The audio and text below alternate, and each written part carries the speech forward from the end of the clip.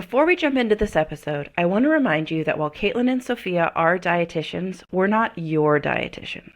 This means the information shared in the Food Freedom Fertility podcast is intended to entertain, educate, and inform.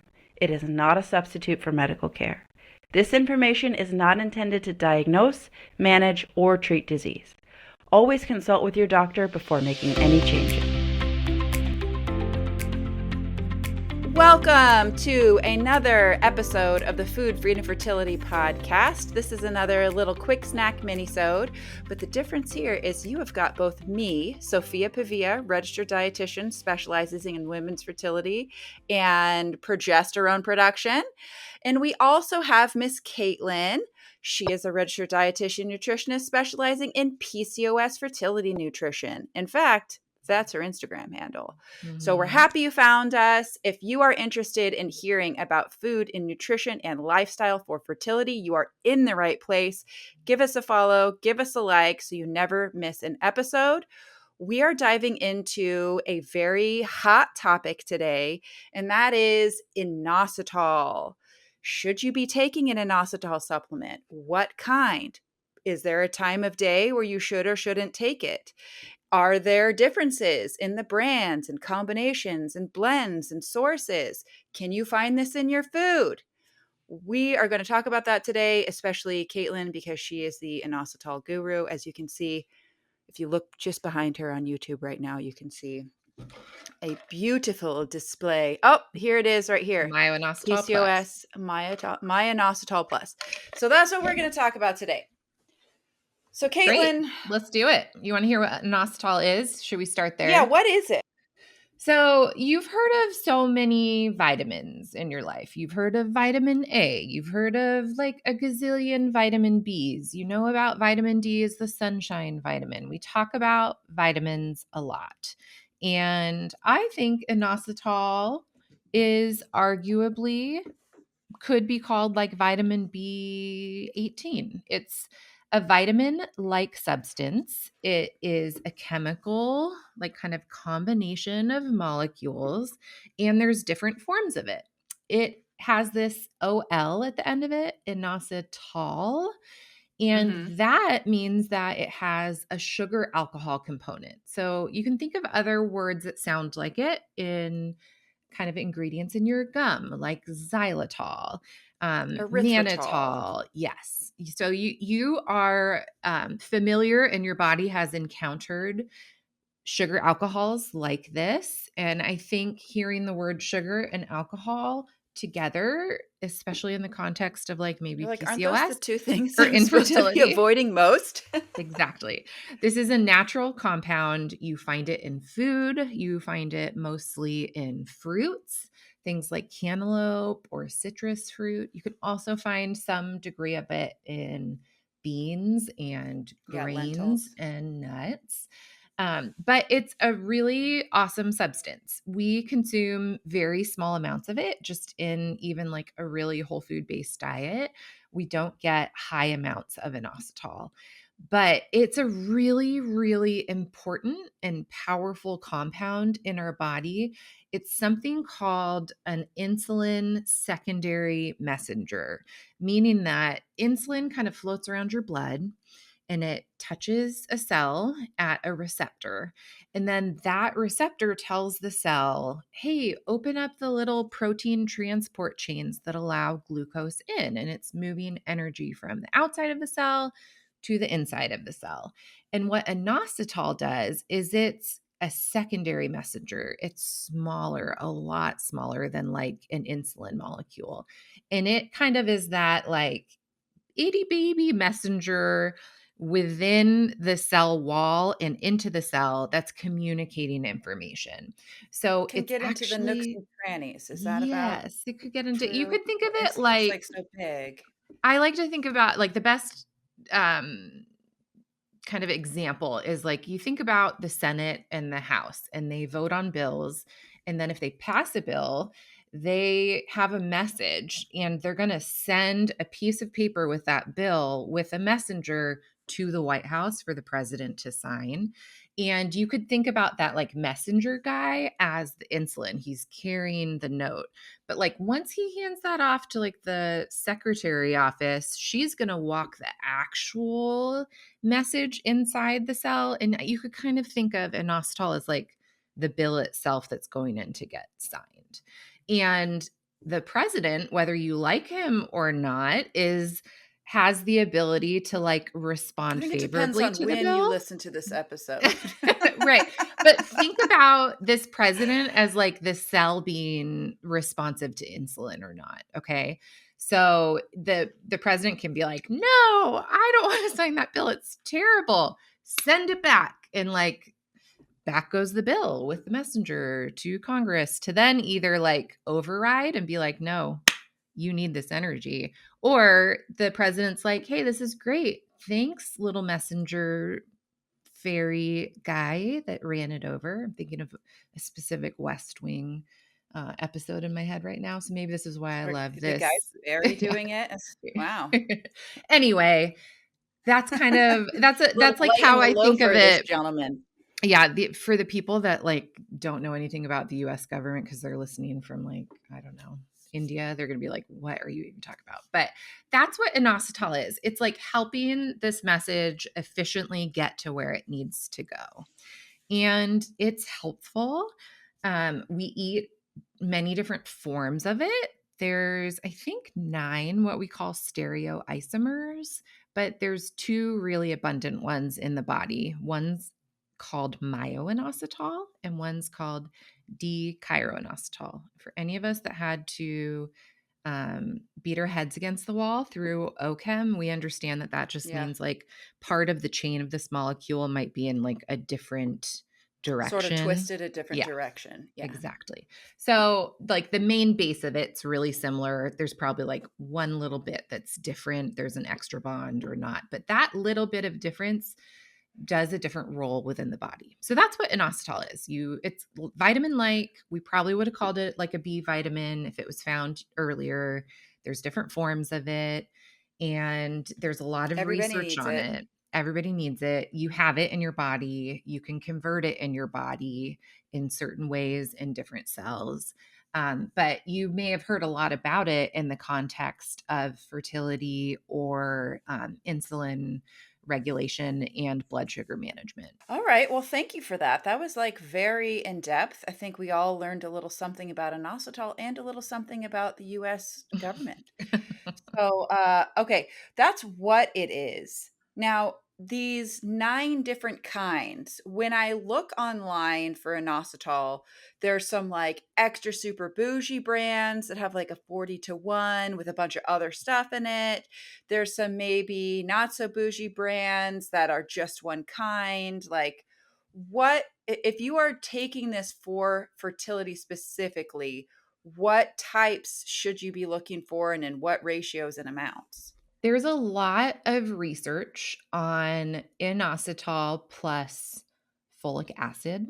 So I want to address this first because I actually get this question a lot where like especially overseas there's less supplement options and a lot of them are like 2 grams of inositol with a certain amount of folic acid, and it's for good reason. There are a handful of studies that show folic acid, which we know is important for neural tube development, kind of like central line nervous system processing for babies, and we need it, but we need a form called folate, which your body turns folic acid into. So I get a lot of questions like, should I be taking this one that has inositol plus folic acid? Because I've heard you and read about how our body needs like a methylated folate and not folic acid. And so I want to kind of address this at the jump that if the only product available to you is a combination product that has like inositol plus folic acid or 40-to-1 of myo-inositol That's what I and see. 1 D-chiro-inositol plus folic acid, I'd rather you take that product than take no inositol at all if you would benefit from inositol. And I'll maybe answer that question next, like who should consider Yeah, taking yeah, this or yeah. not. Who would benefit from this? That's a great question. Yeah. So I'll cover that in a second. But like if you go online wherever you are in the world right now and you type in inositol and you are limited in your options, inositol plus folic acid is better than no inositol at all. Now, you don't want to be taking a product that is only D-chiro-inositol. And there are products out there that are that. And sometimes they're used and promoted for improved sleep quality. But D-chiro-inositol specifically has been shown in research to actually decrease ovulatory function, and it revs up testosterone production within the ovary itself. It can Mm. help with sensitizing the body, the muscles of the body to insulin. But I like to use something that's like heavier in D-chiro-inositol, not at all in fertility patients. So if you Okay. only have D-chiro-inositol plus folic acid, which I don't know of a product like that, or only D-chiro-inositol, and you're listening to this podcast and you're struggling with your fertility or you want to strengthen your ovulation, or you need to lower inflammation in your body, D-chiro-inositol is probably not going to do it for you. You definitely want to be focusing more on something that is heavier in the myo-inositol. Mm. So you're hearing these words and they sound weird, D-chiro and myo. Again, they're just kind of like little variations in the chemical structure of what inositol is. But Makes even me think this, of different pyramids. Like there's the Mayan pyramids, and then there's the pyramids in yeah, that's a great Cairo, way. Yeah, Egypt. yeah. And Cairo sounds like Cairo. Is that what Um, anybody else is thinking? No? Okay, move on. so you have D-chiro, you have myo. Your body in your blood has a ratio of about 40-1. 40 myos, 1 D-chiro. So think about like 40 pennies and 1 dime, okay?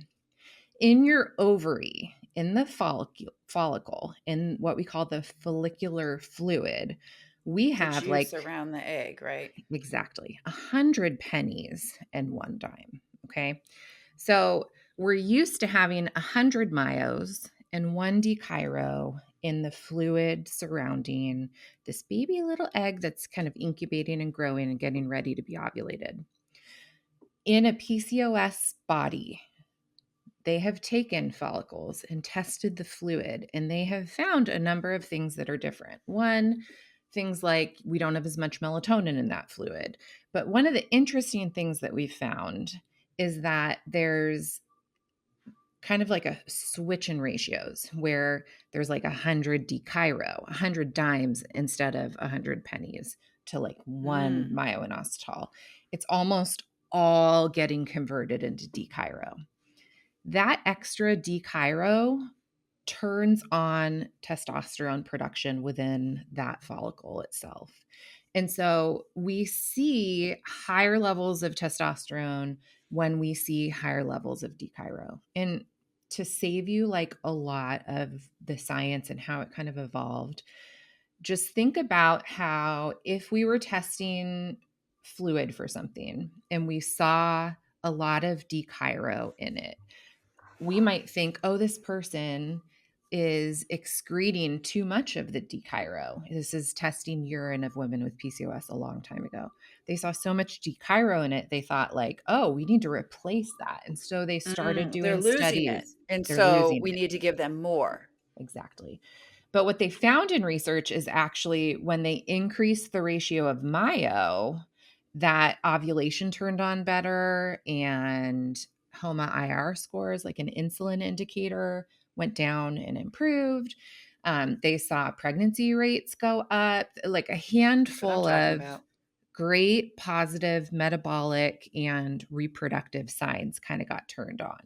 And so what they found as they continued to do research was that actually more of the myo was getting turned into D-chiro and it couldn't turn back into myo. And so we had more and more and more of this D-chiro and it was just getting excreted out in urine. And so then the research kind of shifted and it was like this question of what is the best ratio of myo and D-chiro-inositol to improve fertility outcomes, to increase ovulation rates. And there's a small amount of studies looking at different ratios of myo and D-chiro. There's a little bit more amount of studies on just people taking myo-inositol on their own and seeing its impact on fertility. In kind of like the 2010s, you can see a shift in the research of trying to answer the question of like, what ratio of these things would be best? And we're talking about studies that maybe contained 150 people tops. And they get, So if you're not familiar with research, that's a pretty small sample size. It's usually like we like to see thousands and thousands of people to consider this as like really golden research. So 150 is sort of meh. yes. And when you start saying, okay, what's the best like differentiation, and we start putting people in like, okay, this group gets 80 myo-inositols, 1 D-chiro-inositol. This group gets 40 and 1. And this group gets 20 myo and 1 D-chiro. And this group gets 8 myo and 1 D-chiro. And then this group gets 1 and 1. What we're missing in the mix is all D-chiro, which we already knew in research, not super helpful. Okay. And we're missing only myo in a lot of these studies that looked at ratio differences. So we're comparing some of this and some of this at different ratios. And we already know myo works, and we already know D-chiro alone doesn't work for fertility.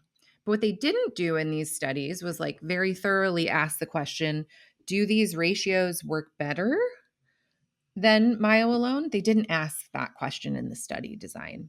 So in the study design, we have like one study has, if I'm remembering it all correctly, like 8 people in each group.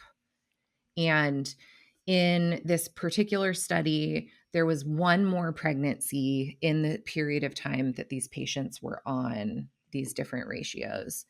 One more pregnancy in the 40-to-1 group than there was in the 80-to-1 group. And because the ratios in your blood are similar to 40-to-1, everybody was kind of like, okay, great. Like, we just need to give people the ratio that's closest to what's in their blood. That's what the research felt like it was pointing to. But when you look at the study, you're like, oh, well, the 40-to-1 group in this like 3-month period of time had 5 pregnancies, and the 80-to-1 group only had 4. But we also don't account for in the study is like how many people knew when to time sex properly, and a number of things to where, Yeah, and one more pregnancy than the other group, it hardly seems statistically significant. so there has been more recent research, very much funded by one of the biggest players in the landscape that produces a lot of product that's 40-to-1. And 40-to-1 myo-inositol to D-chiro-inositol has helped a lot of people get pregnant. I will say right now for endometriosis, that is one that I do commonly Prefer. recommend. Mhm. Prefer, exactly. Mhm. I would say, yeah, prefer. Yeah, I guess that's the right word. I don't love that it tends to come with a larger price tag, which I feel is a bit unnecessary, knowing the way these things are manufactured. So I will often favor the Myo just because it's cheaper and I think it's still effective. But yeah, for endometriosis, I'll just say right now that's usually what I reach for, but not And the story with PCOS. and let me say, like, the research shows it's helpful. Mm-hmm. You're not wrong for taking a For sure, you're not 40-to-1. hurting yourself with this. It's I don't doing think you good. are. I don't Yeah. think you are. However, and this is kind of like the big but for me, is we already know your ovary is having trouble over converting into D-chiro. And so, frankly, you need more myo in the ovary. And we're, I mean, we're talking about such a small amount, right? Like 40-to-1. You got one dime for 40 pennies. Like, put that on the table, then do it with only pennies. It's not really going to look that different. And your body sees that. However, I just don't see there being enough like super valid and helpful research saying 40-to-1 is better to justify the extra expense Yeah. or like not relying on myo-inositol, which is like effective enough in the research on its own. So what I typically tell people is if you already have a product that's 40 to 1, don't throw it away. Definitely use it. Like, For sure. don't limit yourself. And all these things are so expensive on their own anyway. Like, don't do that to yourself. If you've been taking a 40 to 1 and you're not seeing a lot of improvements in your cycle, particularly with PCOS, which is what this is most often recommended for, I think we just have recommended it longer. I think there's a lot of opportunity for this for anybody that has known insulin resistance or high levels of inflammation, because inositol can Mhm. bring down Mhm. inflammation in the body. And we're starting to see it in endometriosis cases. And I've seen a couple case studies with it too. But we've seen it work for a really long time in PCOS. So if you're taking a 40 to 1 and you're not seeing the benefits that you want, then maybe consider switching over to a myo-inositol only product. Um, we have worked with companies that have sponsored this podcast that have brought to market really great products that have 40 to 1 blend in it. Um, I have a supplement line and have two products in it that have inositol and have chosen to only use myo-inositol and not add in the D-chiro component, because I think it's effective enough on its own. And we're pairing it in those two supplements with other things that we know are really impactful for fertility, for ovulation, and for egg quality, and also kind of attacking PCOS drivers of inflammation, and improving progesterone production. Like there's two different products formulated a little bit differently, but both of them have a dose of inositol in them. So there's kind of like the big picture of there's different forms. Most of the products are going to be 40 to 1 or myo-inositol on their own. Do not take anything that's all D-chiro-inositol. It's not going to help you with your fertility. Yeah, I think that's a pretty nice place to tie a bow on it. Though I will ask just one question. Do you think this is something that like everybody who's trying to conceive should start taking, or are there some caveats, disclaimers, exclusionary criteria you think the listeners need to hear? Yeah, definitely. I don't think it's a across the board everybody needs it product. I would agree. Definitely, if you have insulin resistance and you haven't gotten pregnant yet, it's definitely something that could help. If you have Mhm. PCOS, it's one of those, like if you're trying to get pregnant with PCOS, you need a prenatal, you need fish oil, and in my opinion, everybody should at least be taking myo-inositol. Um, in terms of outside of that, somebody with type 2 diabetes, somebody with endometriosis might want to try it. I've seen it improve luteal phase for individuals with PCOS. So if you are ovulating, but you have a short luteal phase, it can be really helpful there too. Um, so I find that helpful.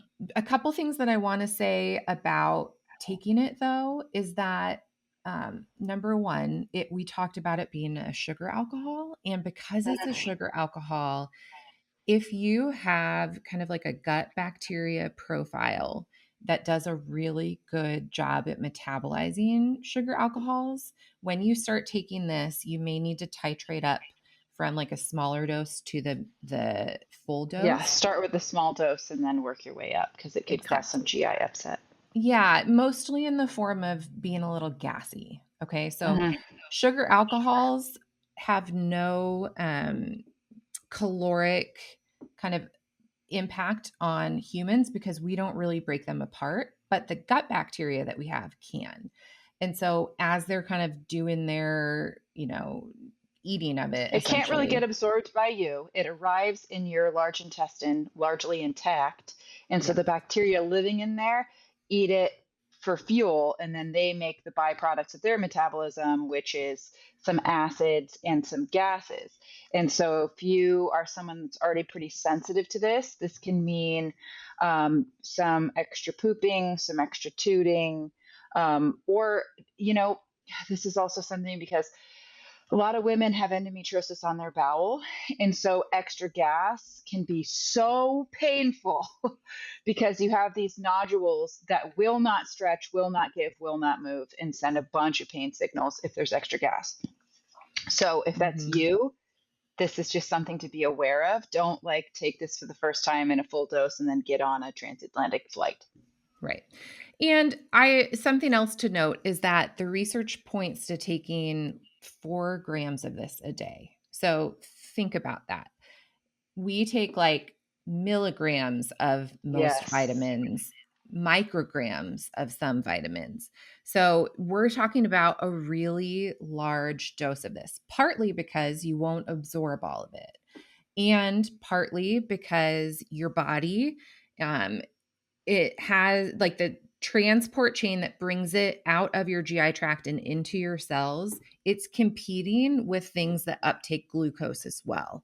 And so Mhm. some people do better taking this away from food, especially if you're eating a carbohydrate dense meal, because we're going to compete for absorption.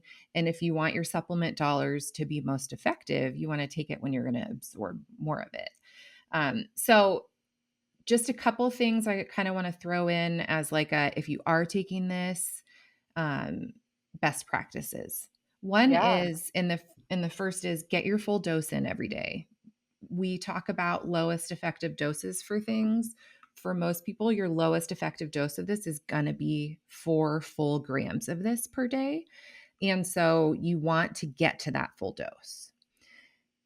If you can, we want to split that dose up into 2 or 3 servings because, again, we're competing for absorption. If you can take it away from food, that's great. If you can only ever remember to take supplements when you're in your kitchen going to eat something, then fine, take it then.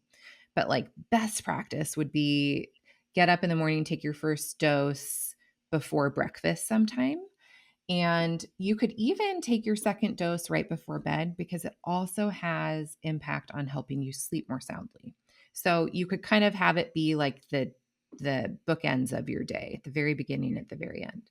Some people need 6 grams a day. And in that case, I would split it up into 3 doses. Usually, I'm giving that higher dose to somebody that has diagnosed gestational diabetes, or we suspect that they have a very strong consideration of getting gestational diabetes in pregnancy. And so we go from a dose of 4 grams trying to conceive up to 6 grams once we confirm pregnancy. So splitting it. The other thing you need to know about this is that most deliveries of them is coming in powder form Mhm. because you're taking such a high amount. If you were to take a full dose of 4 grams a day, you'd be swallowing like 8-ish pills. And so we want to limit that. And it's a white powder. It tastes kind of sweet. You can throw it in water and mix it up. You could throw it in iced tea and it could be like the sweetener in your iced green tea. And you'd be doing multiple things for your fertility in a day. But for most people, you can do that. You can also dry dose it. And sometimes I do this. I just put the powder on my tongue and just absorb it. It just The tastes a little old bit sweet. fun dip method, Yeah, the pixie exactly. stick method. Exactly. Oh, So you do it. can do that Let's add too some natural flavors and market this as pixie sticks, but call it something for else that's similar. PCOS. That's Yeah. actually a fabulous idea. Poxy sticks, PCOS sticks. That would be, put a little, what is it, citric acid, that sour taste, and some like blue raspberry I mean, flavor in there. honestly, you could literally do it with the Myo-inositol Plus. It's got raspberry and lemon flavoring. So, since we're talking about it, and shameless plug for PCOS formularies, the 2 different products that we have this in are Myo-inositol Plus. I take this one right before bed. Has B6, which is kind of nervous system improving. Magnesium. You're getting a full dose of 200 milligrams of magnesium. 2 grams of myo-inositol, 500 milligrams of taurine, and 100 milligrams of L-theanine. So really supportive of sleep, nervous system calming, good Going nervine down. support Yeah. there. And it has a little bit of natural flavoring of raspberry and lemon. As I just told you, you have to take a lot of pills if you want to take it in pill form. Antioxidant ovary formula. This has 2 grams of myo-inositol in it as well. So you could take this at the start of your day. This would be for those that want it for more egg quality support, higher levels of antioxidants. We've got CoQ10 and alpha lipoic acid in it, and chromium, which helps with blood sugar support. And then this is the caveat of who should or shouldn't take it. There's a little bit of Vitex in it. So for those of us that really need to support progesterone production, or you've been trying a lot of things and you're still just not ovulating, Vitex might be a good option for you. Vitex isn't for everyone though. And so, Especially not if you're on a medicated cycle. If you are using Clomid or Letrozole, leave out the Vitex. so this can be a good option. I like this one for my early pregnancy girlies that have low progesterone and need extra antioxidant support. So you can check those out at PCOSformularies.com. But inositol, so good. Take 2 doses of it in a day. There's a quiz on PCOSformularies.com that can kind of push you towards what products would be more helpful for you.